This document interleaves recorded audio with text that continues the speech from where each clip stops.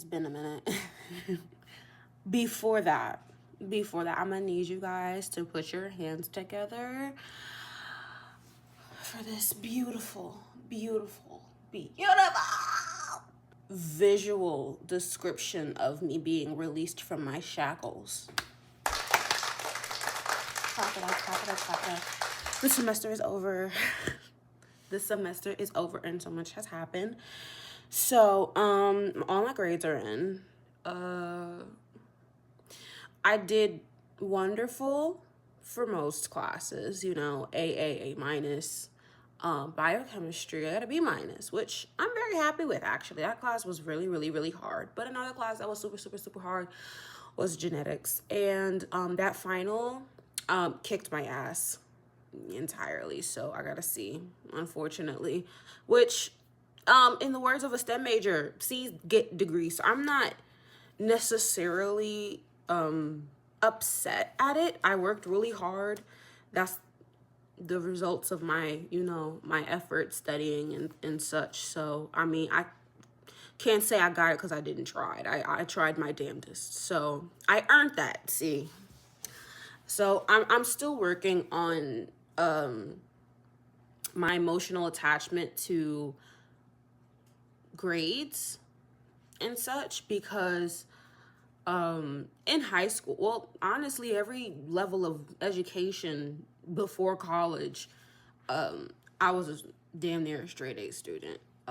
I graduated as salutatorian of my class, had a 4.0 GPA, the whole shebang, Even like my first semester in college, I think I got like straight A's. And then that first chemistry class really messed me up.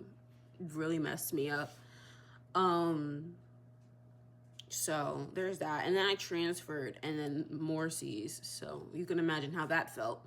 It's just that entire mental shift between high school and like college, or between grade school and college, was a lot for me as an academic scholar. And I had to like kind of get over it. I'm better. I'm definitely better. I've cried, once like the grades came out and I was just like for me, it felt like I was a failure. So, talked to my mama and a few tutoring sessions later, even though some exams are better than others, some are worse than others, I've had to adapt to telling myself it's okay. You tried your best.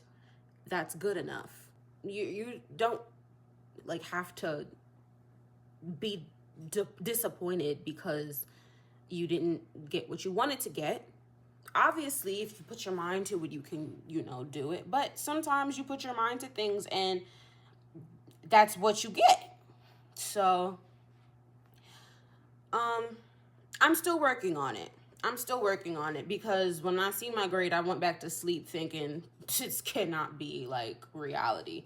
So 4 years in and I'm still learning. But that's okay. I do have wonderful news though.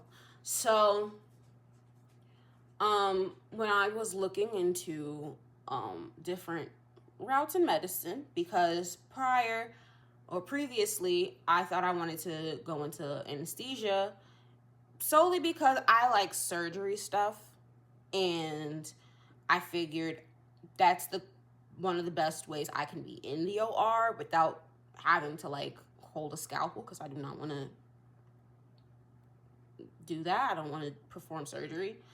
I've never really been into performing surgery. I like watching surgery. So I figured that would be one of the better options to be able to do that.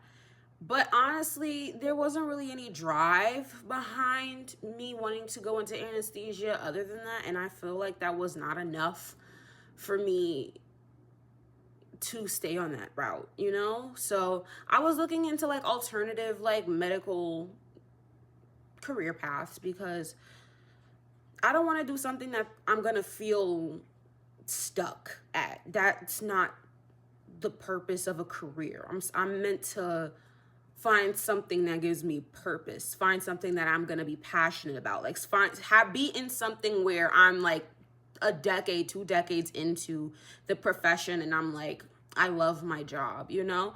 That's the whole point of going to school for so long and struggling for all of my 20s and early 30s, is to be in something that gives me purpose, you know?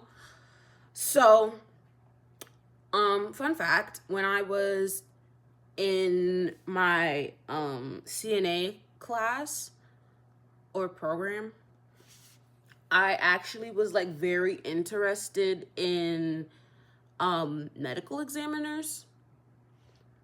And interested as in like looking into being like an assistant or something, because I'm like, can I not use my certification to work there?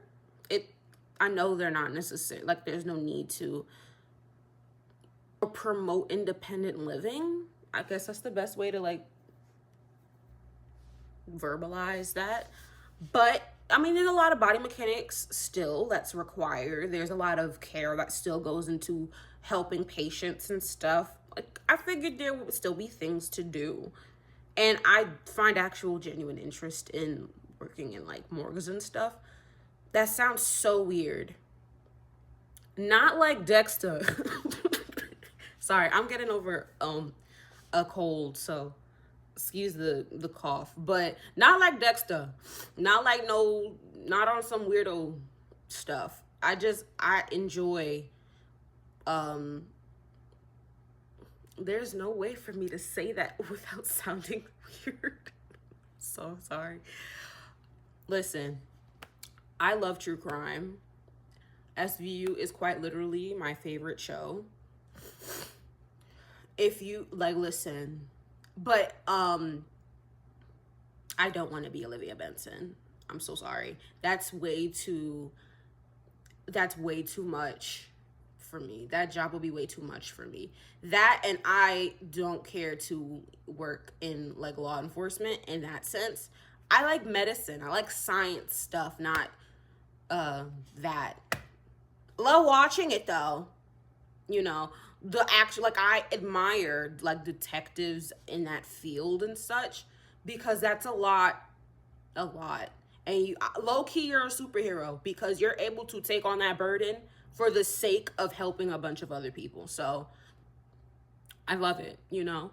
But in terms of medical stuff, right, I always like was interested in what the coroners were doing on those shows, because I'm like, what happened? Like, they can find out or give their best opinion, of course, on what happened, when it happened.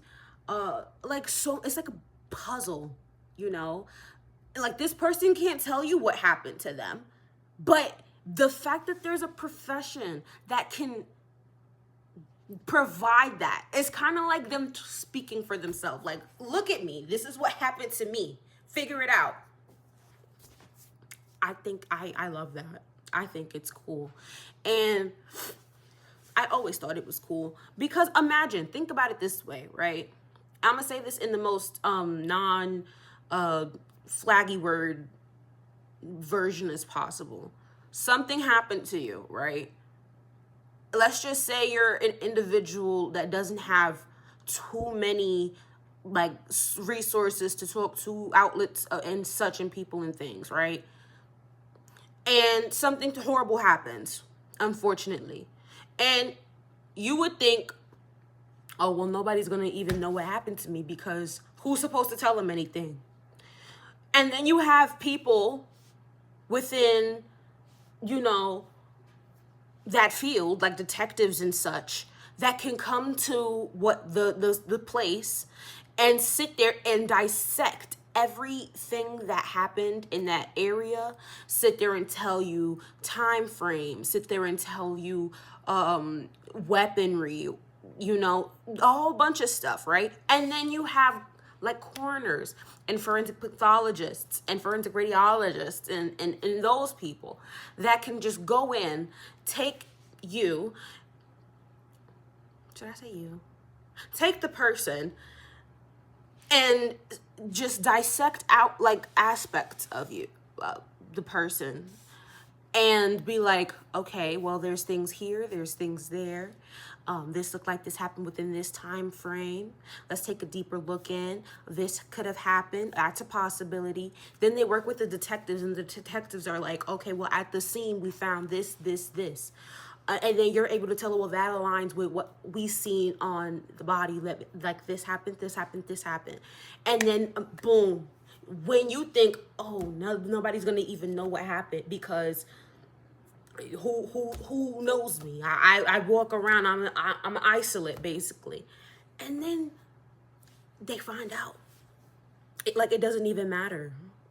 It doesn't even matter whether you've spoken to people or not. Like, you have purpose. You have, like you mattered. People care. I don't know. I think it's beautiful. I think that's a very, like, purpose-driven job, and I want it. I want to be a forensic pathologist. I looked into it, and I think it's interesting. I think, like, it combines all of my favorite things and made it something, like, tangible. Because I like true crime, but, you know, I like medical stuff. And it's like the best of both worlds, honestly. So, with that being said, I started looking into how can I become a forensic pathologist. And honestly, they said that I could apply to MD or DO.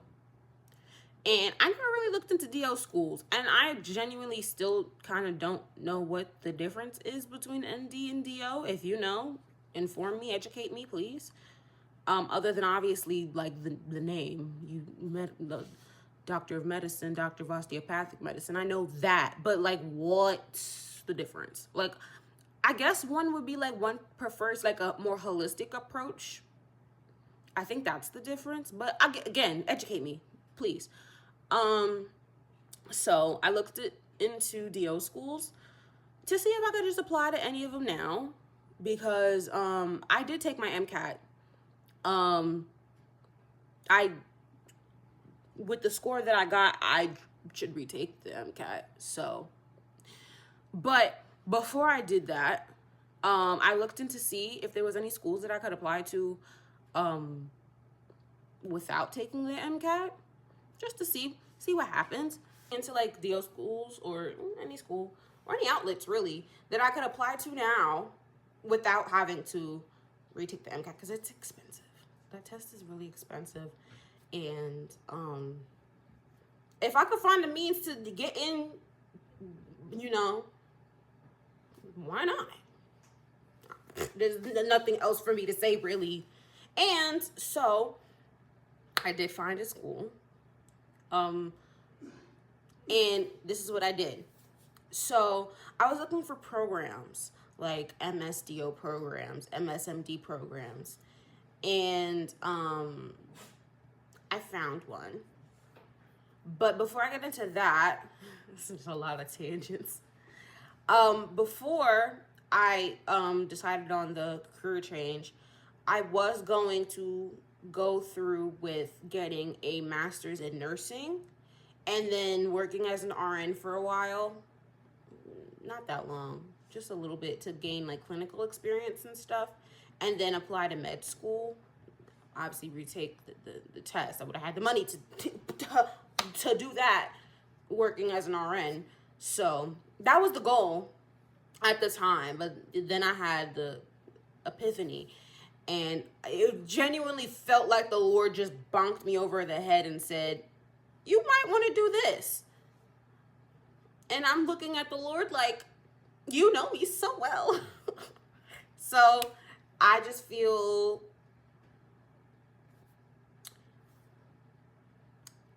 like a gear. I don't know if that makes sense. But you know when, like, in puzzles, when you put, like, all the gear pieces together to, like, unlock a lock or something, and them suckers just like I feel like the gear was put in place and we're working, we're going, we're moving, you know? And yeah, so that was before. They didn't get my final transcript. Obviously, I don't have a final transcript. I'm still in school. But I didn't know that you could still send them like your unofficial transcript. But with that program, I was going to have to take way more classes, even some classes outside of my school because they didn't offer it, and that was just a lot of money. It was a lot of money that honestly we don't really. It's not that we don't have it. We would have made something shake. We would have made something happen. But it's just the fact that it just didn't feel right to sit there and have money going into these things. And then I'm not really, like, I'm kind of just rolling with the motions. It didn't feel right. So I was just doing research on my own. Because a lot of this stuff, medically, in terms of like career paths and stuff, my mom was kind of just being like, hey, why don't you try this? So you might be interested in this. So it was a lot of like her directing, a lot of her leading, a lot of her like guiding. And it's kind of like, I know I want to do medicine, but I'm not hands-on. I'm not obsessed with these options. I'm just, yeah, that sounds cool. I could do that. I could do that. It was just, it didn't sit right. It didn't sit right. And then I found this, and now I'm like, I found it, you know? I'm looking into it. I did my research. I'm loving this. I'm, passionate about this. And it just felt so good. It still feels good. I'm not even gonna hold you. It still feels good. And so, save money in that aspect. I found a school that has a master's DO program. And this is how it works. So you apply for the master's program. It doesn't require an MCAT. It's a master's program. It's a master's in medical science. It's accelerated. And obviously you do well in the program. Maintain a 3.0 GPA. Maintain a professional attitude. I think that's the word they use, a professional attitude. You are more inclined to get a interview to their med school. Do your interview. They like your interview. You do well in the interview. Welcome to med school. And honestly, I can do that. Accelerated. My nose is in the books anyway. Obviously you can't fail any of the classes. I don't intend to do that anyway. I have yet to fail a class, and considering it's accelerated and it's all science, there's no like electives taking away my attention and all that stuff. I'm in there. I'm in there. Listen, this is my path into med school. I'm doing it. You don't gotta tell me nothing. I'm in it. Professional attitude, baby. Hi, hello, how are you? Yes, I'm doing excellent. And you? Yes. I will sit there and learn some more words. I will learn something to expand the vocabulary. Obviously there's a time and a place for anything, of course. I know how to act accordingly, basically. I will say this, I can expand my vocabulary, just because I think it's nice to have, new words to talk to people with. And I will say my vocabulary was way more expansive when I was younger. I will say, as a Gen Z, social media has stifled me a bit. I will say that. I will be honest, but I can work on expanding my vocabulary for that. Just cause I think, hey, listen. I'm not really too pressed about doing my all, giving my everything for the program. I'm not really too pressed about having a professional, attitude, I'm I got you. Um, Here's the fun part. Well, slightly fun, slightly scary. I'm moving. I will be living on my own. Uh, that's so crazy. In my 21 years of life, I have not um, hatched outside of the home at all. I'm been very dependent on my family, especially my mother. So this is definitely gonna be something new. I'm kind of excited, but at the same time, I'm exceedingly nervous because it's gonna, like, I had a heart attack when she had to, like, be outside of the house for, like, training for her job. Like, I was so sad. Like, really, I was really sad.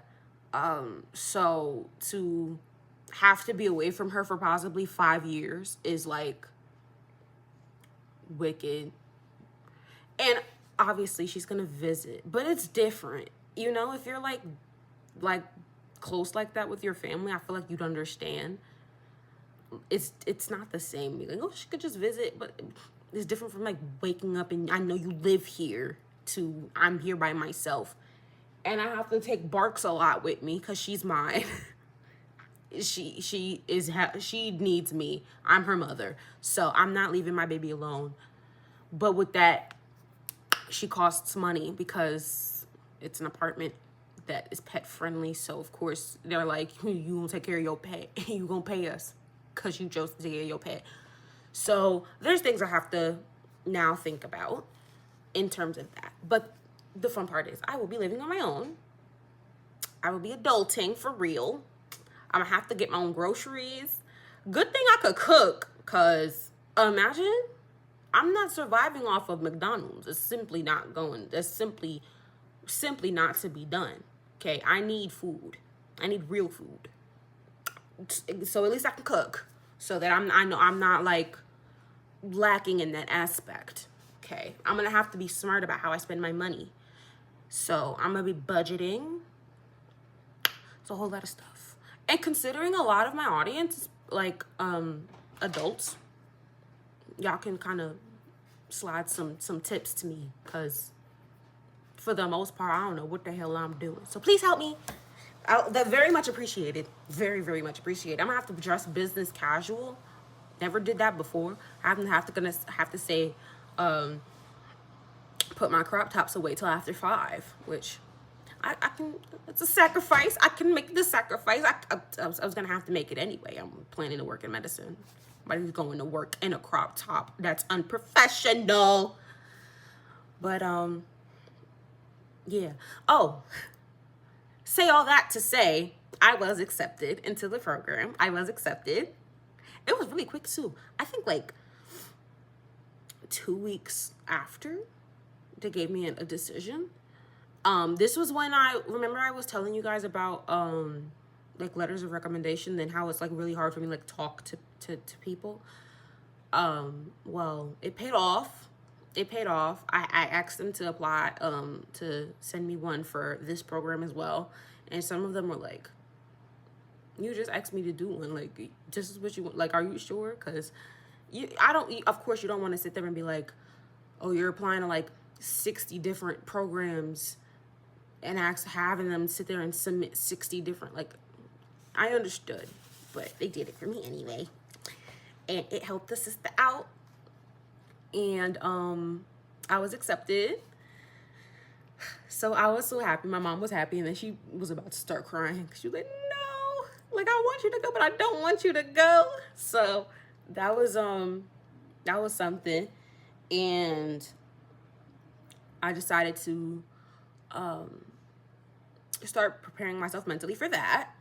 And all of the classes that they needed to obviously like be accepted, I did them already. So all the classes that I've taken this semester and for my last semester are just to maintain my GPA, and I'm done. Once I finish school, I just send them my final transcript. Obviously, they need a physical and all that stuff, and I'm good. That's really it, honestly. As for this channel, I do obviously plan to keep it going, and I'm on break right now. I plan to upload way more frequently. Obviously, I don't do much. As we see, I don't really do much, and I don't go to school right now. I'm not going to school right now. So I probably will be doing like reaction videos or something for the time being. I stream on Twitch, and my schedule for Twitch is, well, right now while I'm on break, is Monday, Wednesday, Friday, Saturday, from 8 o'clock onwards. And I figured that that's a good schedule to actually have for the week for my YouTube channel, because I'm already going to be making content over there, so might as well. And I'm not going to upload what I put on Twitch onto my YouTube because, well, some of the games there are not, I'm pretty sure YouTube will probably say, nope, absolutely not, no matter what type of tags or whatever I put. So I'm not even going to play myself to do that. B, I play those games for like hours, so nobody's sitting here while, like, I tried to make this a gaming channel. The very first video that I put up here, first like 2, 3 maybe worth games, and some people liked it, but it's not tangible, because it's long, and then I'm gonna have like editing that. I don't know how to edit it in a way that keeps it entertaining, keeps it fresh. Like, I don't know what to do with that, so I'm just gonna leave it alone. So I will be doing reaction videos because I know how to do those now. And I think that'll be something cute to do for the time being until I go back to school, and then y'all can see me stress out again. And I know I was like AWOL during final season, but it was finals and I had to lock in. So sorry. Yeah, I think that's everything I wanted to say. I think that's all the catch up I wanted to say. Semester's over with. My last semester is approaching. I graduate this semester, so I'll be graduating. Obviously, y'all are gonna see that. And prepare to see my face a little bit more for the month, at least. And I hope you had good holidays. I hope Thanksgiving was lit. Hope y'all had a lot of good food. Christmas is coming up. I'm not gonna hold you or poor. So everybody over here is getting a Merry Christmas and a hug from me. That's your present. I'm sorry. Until I get that back, you just gonna have to be happy with my love. That's an eternal gift. But yeah, that's everything I wanted to say. So I'll see y'all Tuesday with a different setting, because we'll be reacting to shit. So I don't know what we're gonna react to. There's a lot of stuff though. Considering I like true crime stuff, let's watch true crime. There's a lot of those videos. Let's do that. That's gonna be fun. Okay. All right, later. Okay.